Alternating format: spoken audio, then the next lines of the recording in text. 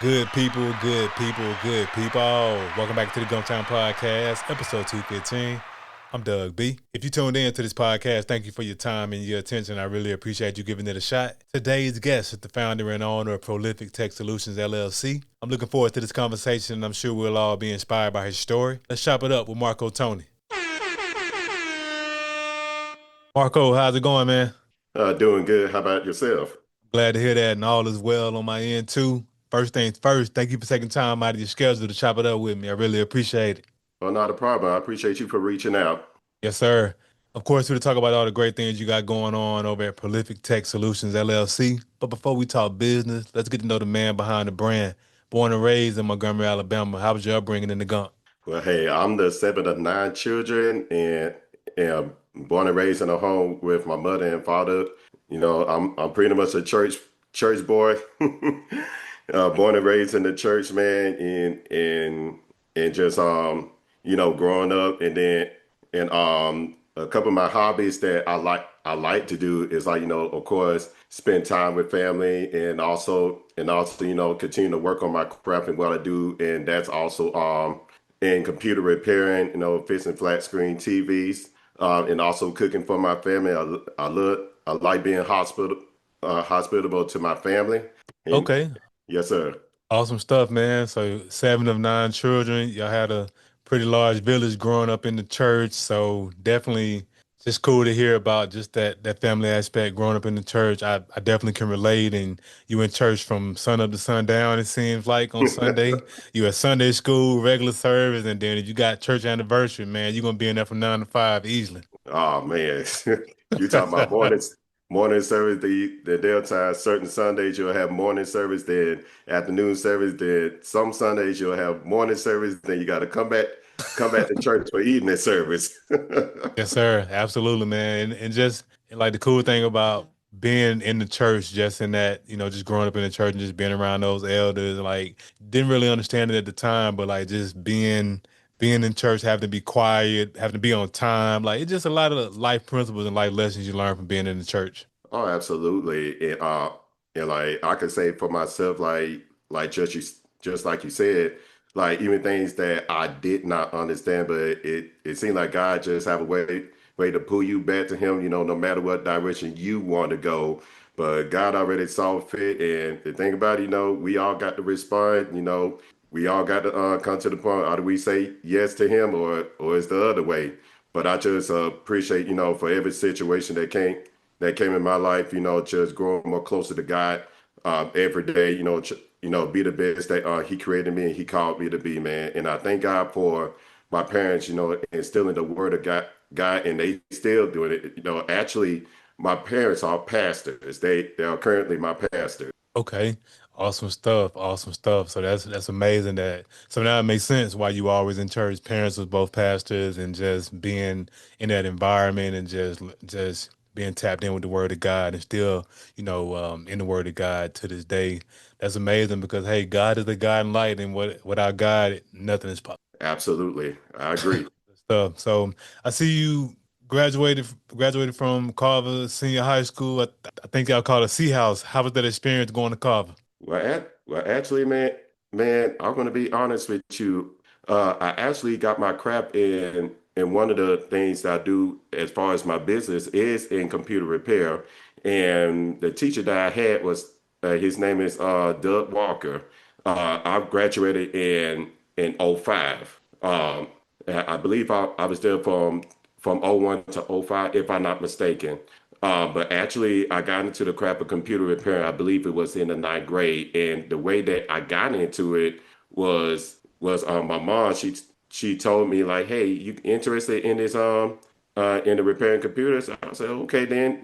I gave it a chance. To see if I like it, man. When I tell you, I fell in love with it, and I could tell you a funny story. Like the teach, like Mr. Walker, after we get through one subject, he was like, "Y'all ready to go to the next subject?" I'd be like, "Yeah," and then my other classmate would get mad at me.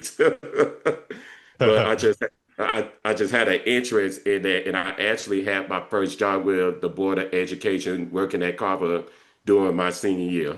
Okay, awesome stuff. So you got this exposure to working on computers at the time you spent at Carver High School. So no, that's amazing. Like just that was the starting point, and just hats off to your teacher for exposing you to the computers and Yeah. technologies. And I mean, so at the time when you first got into technology, did you ever think it would be what it is now? Because tech is booming. Like I mean technology from a perspective of you can do everything from your phone. So back in 2005, did you ever see technology being what it's become? Well, actually, to be honest with you, I didn't think about it, like as far as evolving into this point, until, time has progressed and stuff. Like back then, I was working with Windows 98, and you had the Windows 98, you had the Windows Millennium Edition until at some point, uh, you had the computers with Windows XP, and then as years go by or whatever, and like Microsoft kept changing, like upgraded with the operating systems. But to answer your question, I don't think I ever thought about, as far as, evolving to this, evolving you know, you know, greatly to this point.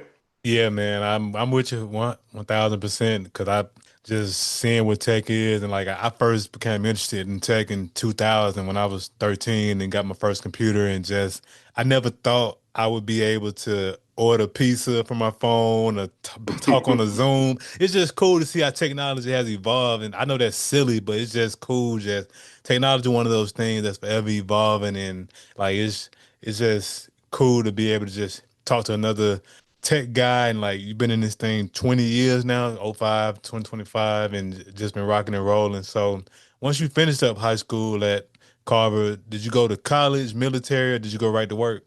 Well, actually I was working, but I didn't initially go to college during the fall of that year, but I mean during the summer that year, but I went in the fall. I went to Trinidad State Technical College to get my associate's degree in computer information science. Okay, cool. So you got a chance to go to Trinum and get that get that degree, computer information science, and present day, you're the founder, owner, operator of Prolific Tech Solutions LLC.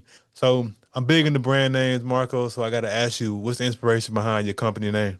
The inspiration, actually, first, I have different things that I was indulging in. Like not only I did computer repair and flat screen TV, I also did cleaning on the side.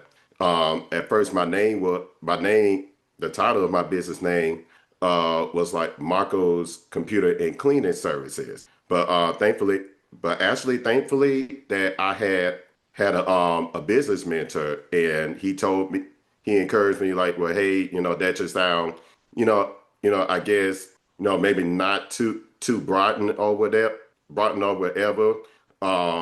if that makes sense. So what encouraged me to do it is change something that could help broaden my services. Like it's not just about just cleaning or whatever. Like it's directly for those services only, but something that could attract the masses to convince them like, um, even though that I do computer and flat screen TV repair, but I want to let you know that my services and my businesses is not going to be like anyone else. Because one thing I do strive is for excellence, and that even including customer service. Giving them that assurance, and also doing the best I can to be in communication. Because one of the things is communication is key to any relationship, and that's definitely including business. So that was the reason. That's the reason why I changed it because of my business advisor. He encouraged me, like go beyond, the veil, go for a name that could like attract the masses. Okay, and that makes perfect sense just in terms of your mentor giving you that tidbit of information, that game, and like just to that point, making your name, not making it, not putting yourself in the box. So that's great that you were able to receive mentorship, take mentorship, and actually implement it because the name Yes, sir. itself, Prolific Tech Solution, it definitely is very catchy. And thank you for sharing the origin of your brand name. It makes a lot of sense. Yes, sir.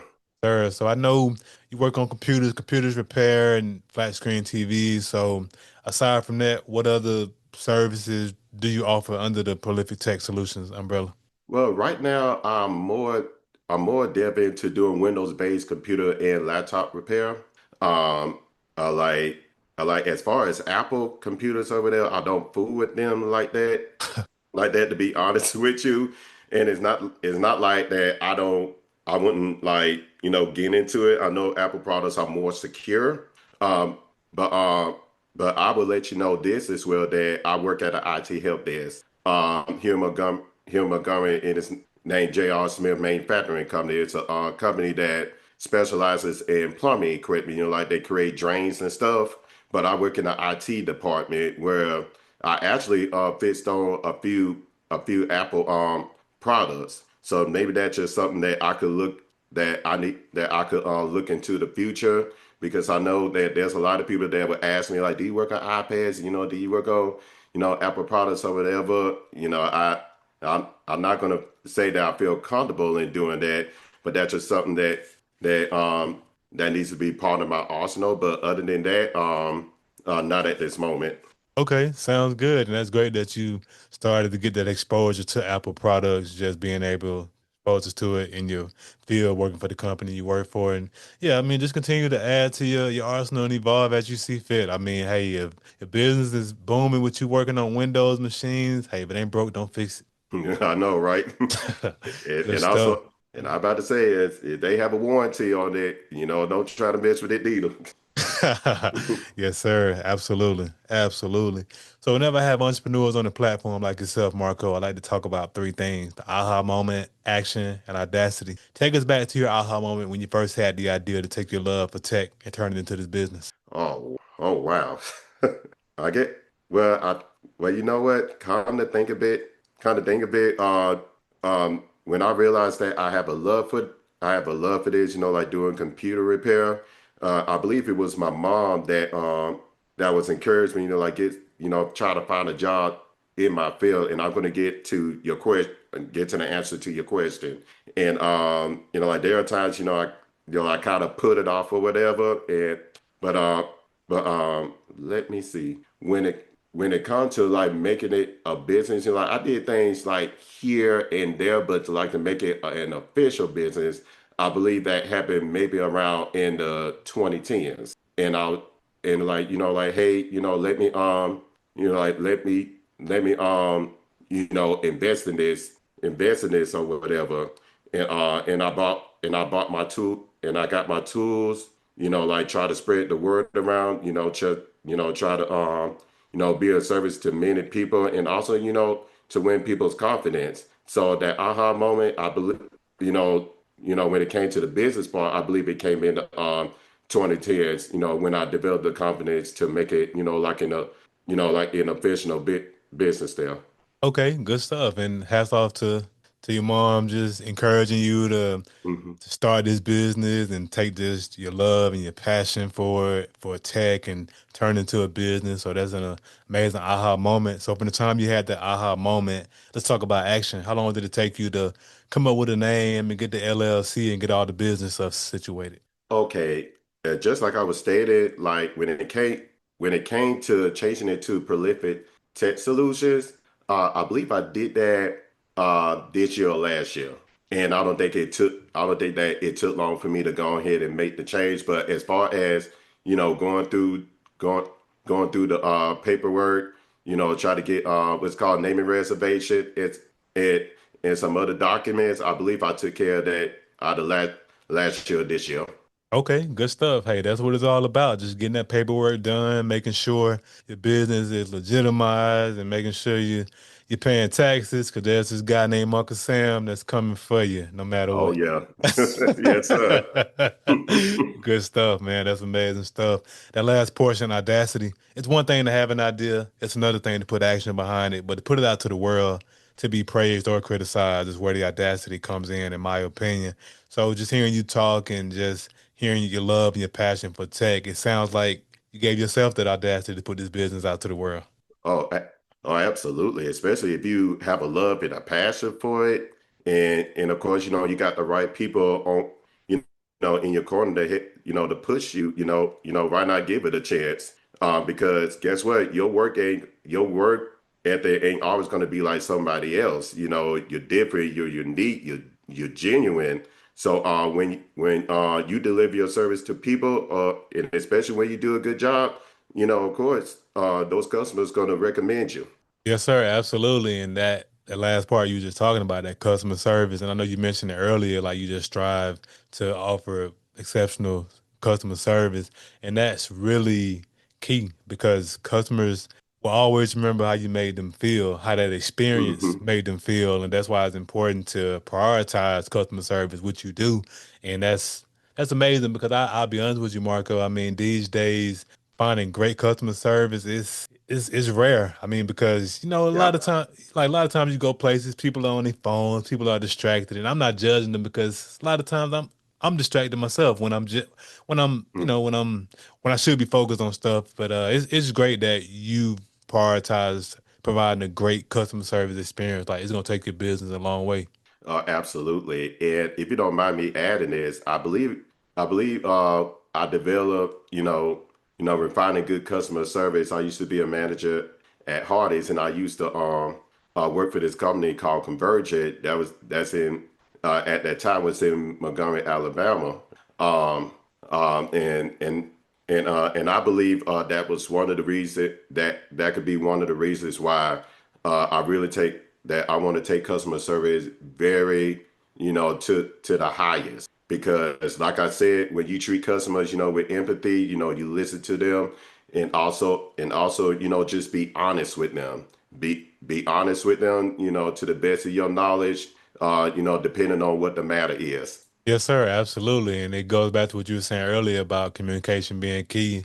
And that's a big part of customer service, just communicating with them and just making sure you understand what they need and making sure you're doing your best to deliver the customer's needs. Because in the end, they have a great experience with you.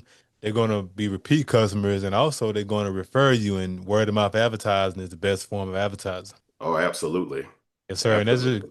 and that's just great hearing just those past experience, like past experiences working for Hardee's and in your current role. It's just cool to hear you talk about all those transferable skills that you now pour into your business, and that's why it's prolific. No pun intended.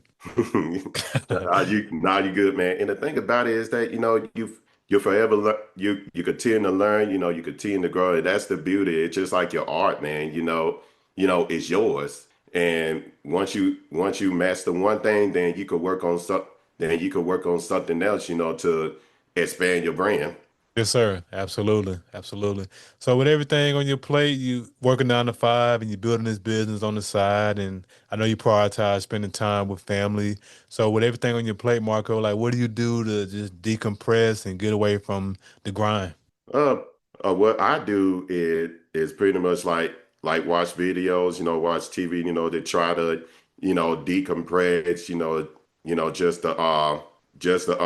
rejuvenate myself, and also at times reading the Word of God and praying as well.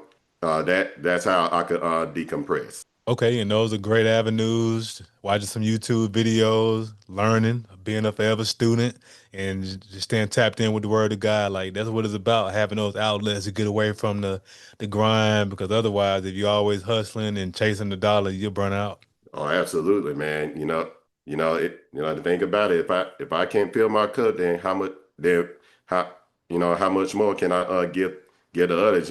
Practically just running on fumes. Absolutely, that's a fact. That is 1,000%. I agree wholeheartedly. So you've done great things with the company, and I know great things are coming down the pipeline, which leads to my next portion, vision. What are some of your short-term or long-term goals for the company you feel comfortable sharing? Okay. My short-term goals, of course, just to continue building the brand, just to be, and also, to be open. What can I do better? As far as number one with the craft, and also what to see, to understand the customer's expectation. One of the things that I look for as far as long term is to see my cup is to get a building for me, because right now I'm working out of my home when it comes to fixing TVs and stuff. But one of those goals is to get a building, and also and also hopefully have my business, spread it nationwide. Okay, those are great goals, short term and long term, and just hearing you talk about just your passion and just that drive and audacity you got, man. I'm sure you'll make them all come to fruition. Yes, sir, man. And looking forward to it.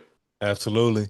So as we wrap up the podcast, Marco, I want to ask $1 million question. I started this podcast because I wanted to highlight the greatness connected to the city of Montgomery, whether you were born here or lived here for a significant period of your life, be it college, military, or work. You being a hometown hero, I got to ask you, what do you appreciate the most about the river region as a whole?